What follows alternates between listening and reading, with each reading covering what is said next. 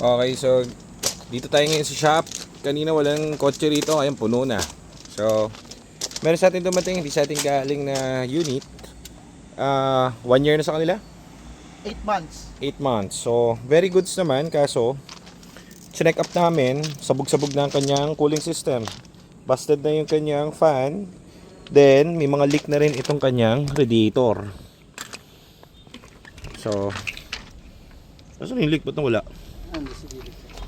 Ito pala. So, kailangan dyan may pressure. Kapag ganyang may leak guys, mawawala yung pressure niya. Hindi masyado iikot yung tubig.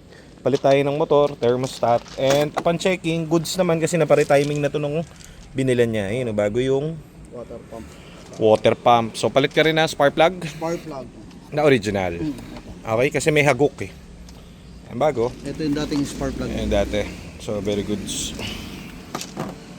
So, Walang pa. pati tangke, pinalitan mo. Okay, very goods. Okay, so yun lang naman. Ang temp nito kanina is 105, ano? 105, 103. 105, 103. So, mamaya checkin natin if everything goods.